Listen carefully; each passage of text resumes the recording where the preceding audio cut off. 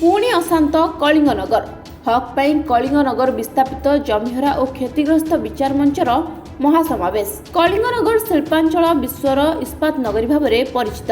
टाटा ठारू आरंभ करी आज आम अंचल छोट बड़ 20टी इस्पात कारखाना गढ़ी उठी।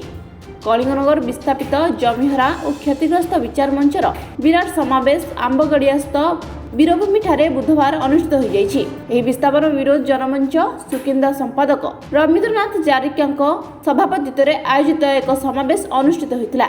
एथिरे मूल निवासी यूनाइटेड फोरम सभापति विद्याधर देहुरी, संपादक निहार रंजन सामल, झारखंड राज्य पूर्वतन लोकसभा सदस्य चित्रसेन सिंह, विस्थापित जमिहरा कमिटी आवाहक शंभुनाथ महंत, रणजित जामुद्रा प्रमुख जोग देथिले। कलिंगनगर स्थित नीलाचल कारखाना सम्मुखरे कारखाना विस्थापितों परिवार प्राय 2 मास हेब धारणार बसी रहिछन्ति।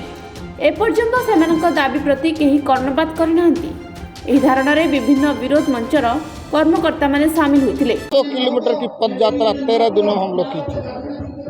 वहाँ भी टाटा कंपनी आज भी जमशेदपुर में जमीन आदिवासियों को एकड़ कर रही है। वहीं से विरोध शुरू करते हम लोग 21 तारीख को काली नगर पहुँचे थे।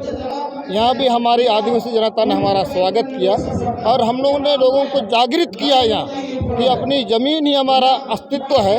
अगर आदिवासी पास ज़मीन नहीं रहेगा तो उसका अस्तित्व समाप्त हो जाएगा, संस्कृति खत्म हो जाएगी, जाति खत्म हो जाएगा। दाबी पूरण हेउरथिबारु धीरे धीरे कलिंगनगर रे आंदोलन तीव्रतर होबार लागिछि। एही समावेश रे 14 गोटी संगठन कर्मकर्ता समेत सुकिंदा अंचलर हजार हजार संख्यार लोक उपस्थित थिले। एही समावेश को शांति श्रृंखला रे समापन निमंते कलिंगनगर थाना अधिकारी रंजन कुमार प्रधान समेत अतिरिक्त आरक्षी अधीक्षक एस टोडों समेत पुलिस फोर्स उपस्थित थिबार देखिबाक मिलथिला। एवं ओडिशा रे समग्र भारत वर्ष जति शोषण होइछि, निर्यातन होइछि आदिवासी ऊपर कलिंगनगर रे आहुरी ता अपेक्षा बढ़ी जाइछि। एवं आपण माने जानिछन्ति विगत दिन रे जो गणसंहार घटिला एवं ए माटी रे सरकार बहुराष्ट्रीय कंपानी चामचा साजी आज आमर अस्तित्व को आज लूट कराई, आम परंपरा को लूट कराई, आम माटी को लूट कराई, आम माँ को लूट कराई।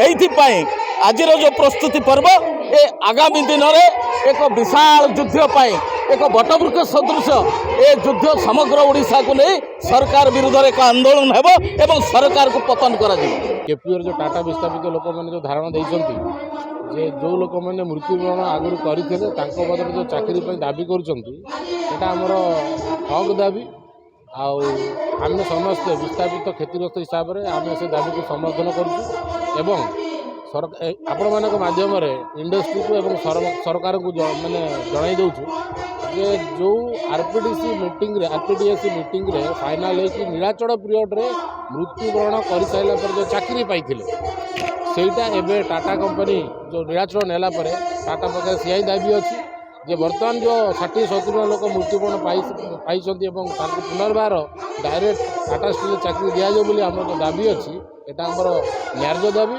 Bureau report Vishwavani live.